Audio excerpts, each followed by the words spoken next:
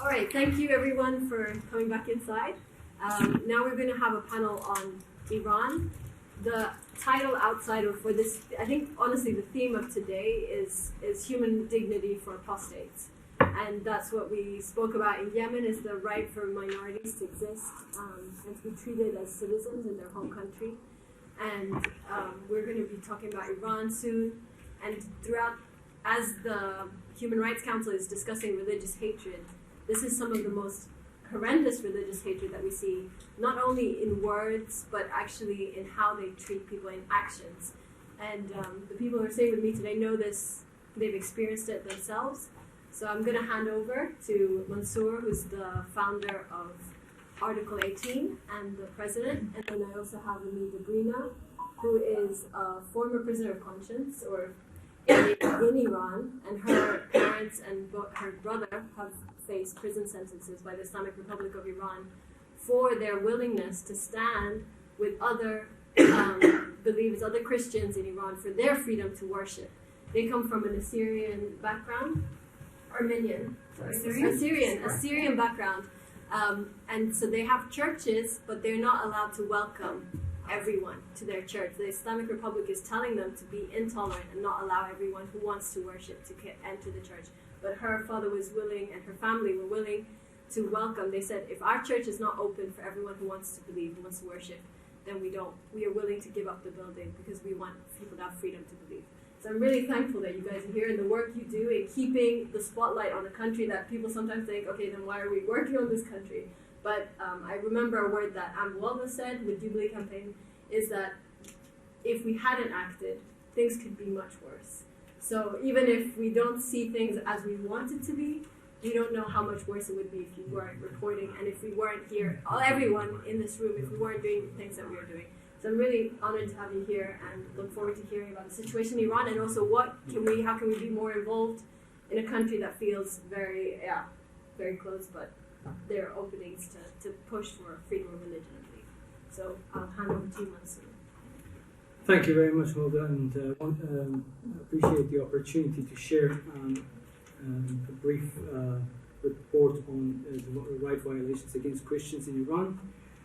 Ladies and gentlemen, and dear colleagues, the report that we have before you, and some copies are there for you to take and look at the evidence and testimonies that are offered, highlights the grave injustice and violations of the most fundamental rights that affects not just Christians and religious minorities, but the entire nation of Iran. My central argument and a point that I want to make is that depriving one religious community of its fundamental rights to freedom of religion and belief not only infringes upon the inherent dignity of and the rights of its members, but also deprives the whole nation and also the whole world of their positive contributions. I'll try not to be very abstract and make sense simply by inviting you to consider the case of a 60-year-old Iranian Christian woman, Mina Khajavi, who was summoned earlier this year in January, as you see her picture on the screen, to begin her 6-year prison sentence for acting against national security by promoting Christianity through leadership of a house church. I invite you just look at the picture for a moment, and this is a 60-year-old Iranian Christian woman. Mina was arrested back in 2020 and was sentenced alongside some of her fellow house church members and her pastor, Iranian Armenian pastor Joseph Shahbazyan, who was also sentenced to 10 years in prison. While her pastor and several other Christians were summoned a few months after the sentencing to begin their prison sentences, Mina was run over by a car, and she was deemed as unfit to serve her sentence. Recording in progress. Because her ankle was badly broken and metal plates had been fitted and that's why you see her on that photo with the injuries. But she is now, as we speak, in Evin prison. A 60-year-old walking with a limp, suffering from arthritis she has developed. She's a mother of a young woman in early 20s. Her last word before submitting herself to Evin prison to begin serving her sentence was, "Pray for my daughter, that she will be okay while I'm in prison." You can imagine the pain of a mother that is not thinking about 6 years in prison for unjustly being convicted, but for the well-being of a daughter who is deprived of her own mother's presence at this age. Individuals like Mina are subjected to human treatment simply for exercising their right to freedom of religion and belief. The story of many of them, unfortunately, remain untold and their faces unknown. Hence, we have the title of the report as Faceless Victims. The Iranian state relentless crackdown on persecution of Christian converts not only violates the fundamental rights, but also stands as a stark affront to the principles of human dignity and justice. This report that is published yearly, and this is the 6th report by our esteemed partners, Open Doors, Middle East Concern, Christian Solidarity Worldwide, and Article 18, sheds light on the harrowing realities faced by individuals who dare to embrace Christianity in Iran, where such conversions are met with hostility and persecution. At the forefront of this persecution or right violations is the Iranian state, which employs a range of draconian measures to suppress religious freedom and silence dissenting voices in religious spheres. These measures, as highlighted in this report, ranges from arbitrary arrest to torture to imprisonment and even deprivation from civil and political rights. One of the most shocking examples, just in recent months, I'm not talking about years ago, just in recent months, is of Iranian Christians being given sentences that are degrading, and it's about digging graves, so that this method of punishment are given for intimidation and coercion of Christian converts. Revolutionary courts, acting as instruments of oppression, resort to such tactics to instill fear, but also to deter other Christians who have no other place to worship from gathering to worship and exercise their faith in community with others, simply in small family gatherings in their own homes. These practices not only strips individuals of their dignity, but also serves as a chilling reminder of the Iranian government's utter disregard for human rights and international obligations under International Covenant of Civil and Political Rights. And that's why our report goes article by article and highlights many instances where the different articles of the ICCPR is being violated.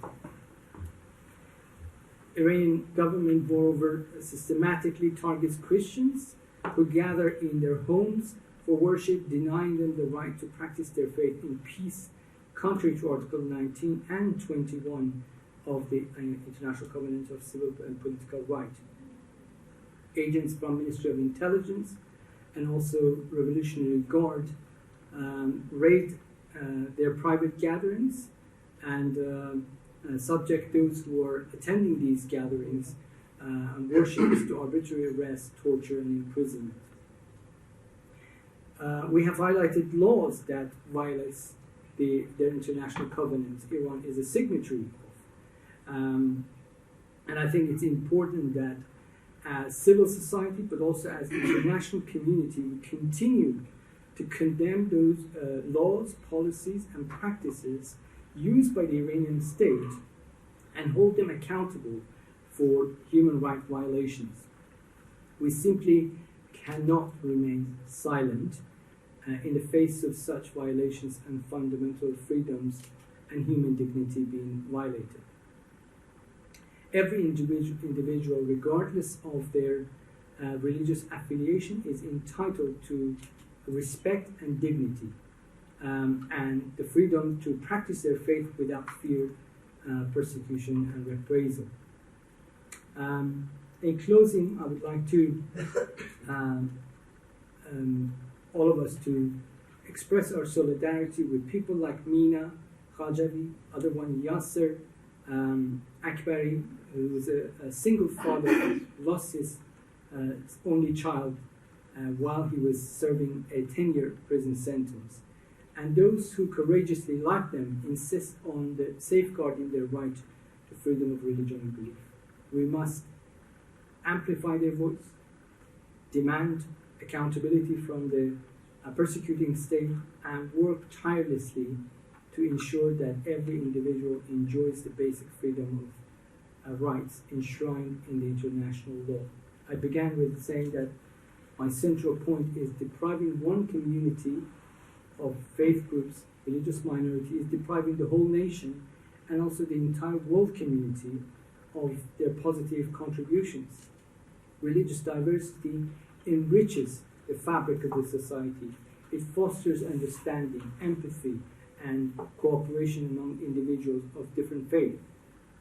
And when a community is oppressed, marginalized, and the entire nation suffers, and from the loss of their unique contribution, perspective, talents, and this is where our role as civil society, as members of the international community, is highlighted, and we can make the difference by, as I said, amplifying the voice of those victims, by keeping the governments and state violators of these rights accountable, and work together in collaboration to make sure these faceless victims have a face, those voiceless victims have a voice. Thank you very much. As you heard, my name is Sabrina, Iranian, Christian. My parents were pastors of Pentecostal Assyrian Church in Iran. As I sit here, it's quite frustrating, the fact that the situation in Iran is getting worse and worse by day. And it feels that we are hopeless and we cannot change anything. Despite the previous uprisings, protests, the sacrifices made in the name of freedom, things are now worse than ever. In 2023, more Christians were arrested, sentenced, their homes were raided than in the previous years. It turned out to be the year with the highest number of reported arrests, imprisonment within the Christian community. During the Christmas celebrations, time of the year, that it's normally a very joyful and happy time for families.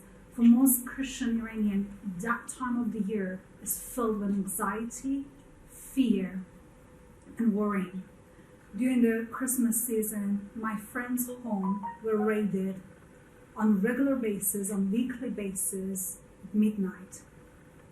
Their belongings were confiscated, even their children's iPads, phones, laptops, personal belongings.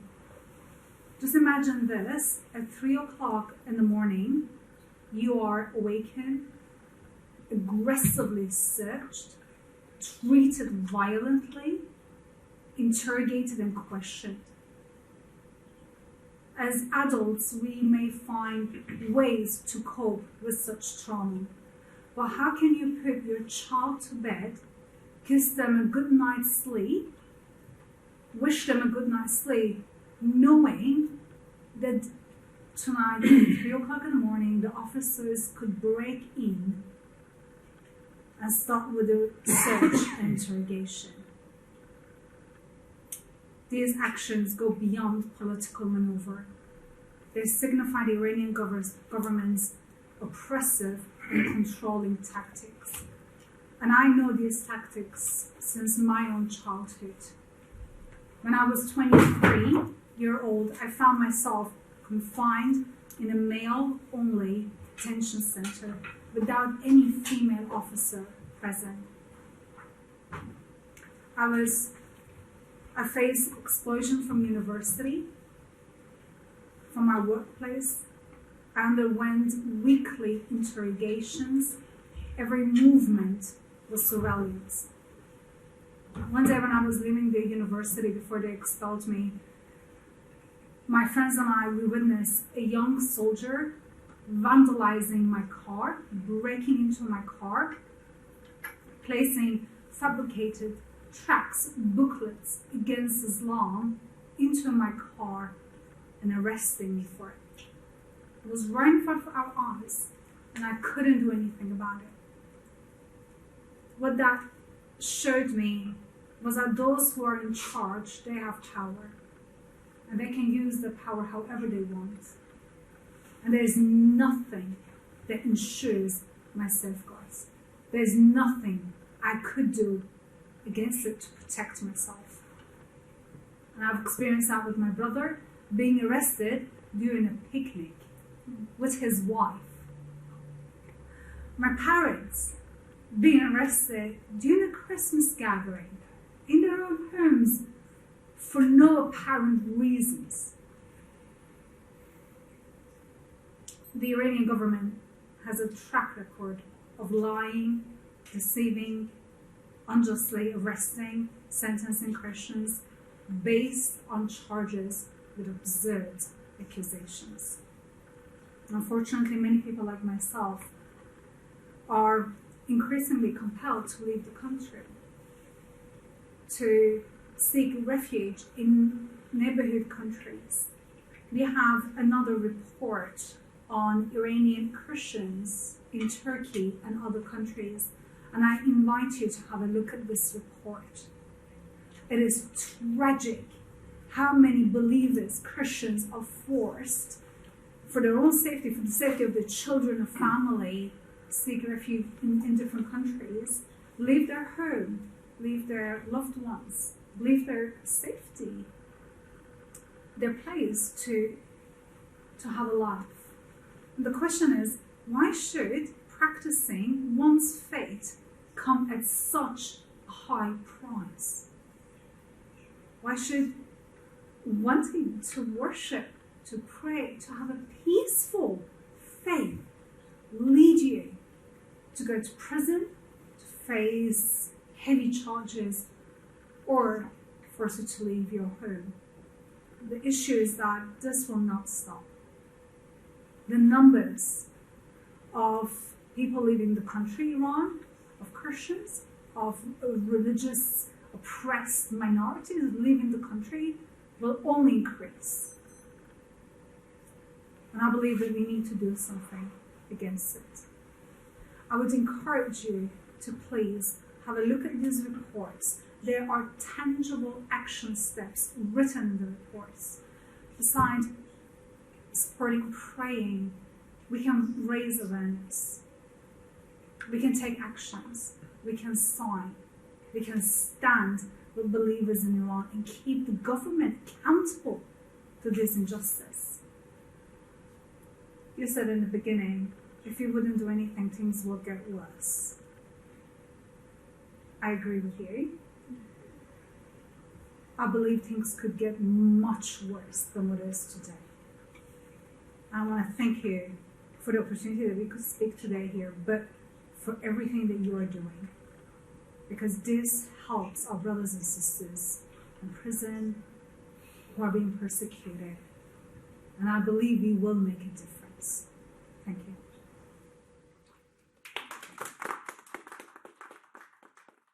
The amount of people who are Christian in Iran are increasing, or that people are more willing now to, for example, I know with the youth and the young people, they're more willing now to live for what they believe regardless of like they've had enough, kind of like in Sudan.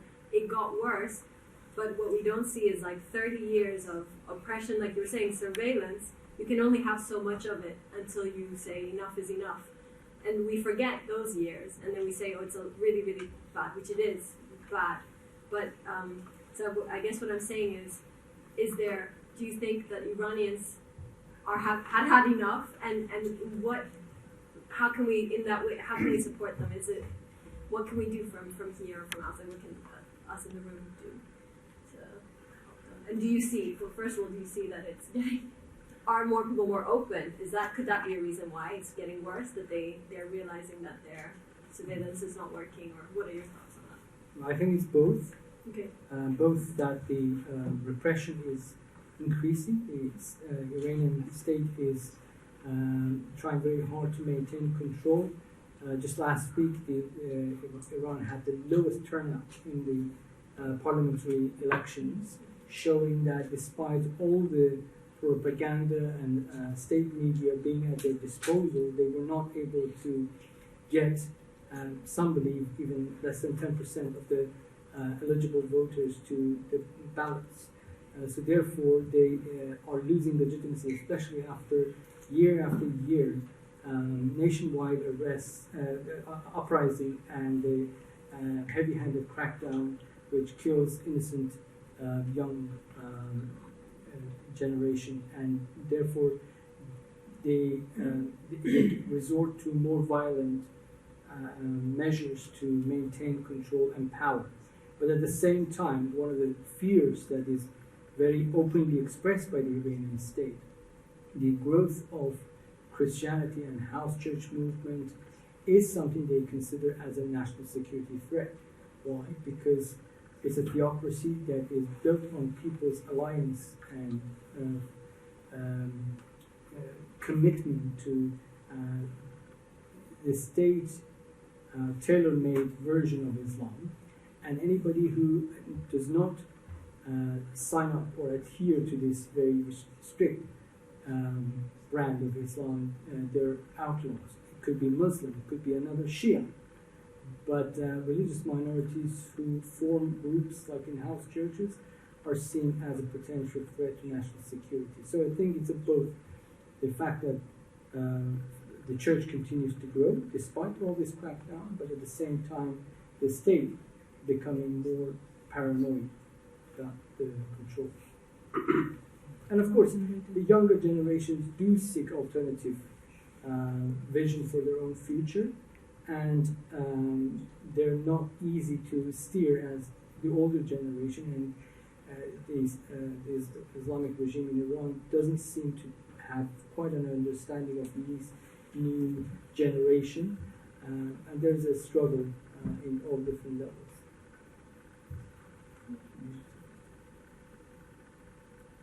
Any questions from the floor?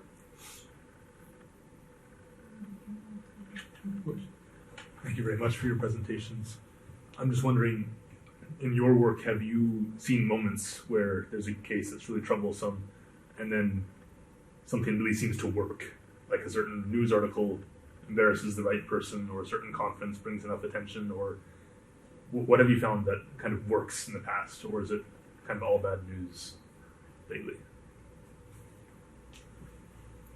I will start and then you can finish. Iran is part of the UN. It does have a face and it tries to keep its face with the Western countries, with America. It doesn't matter what the Western countries think and say. Sanctions have worked, and I think especially through media and our voice,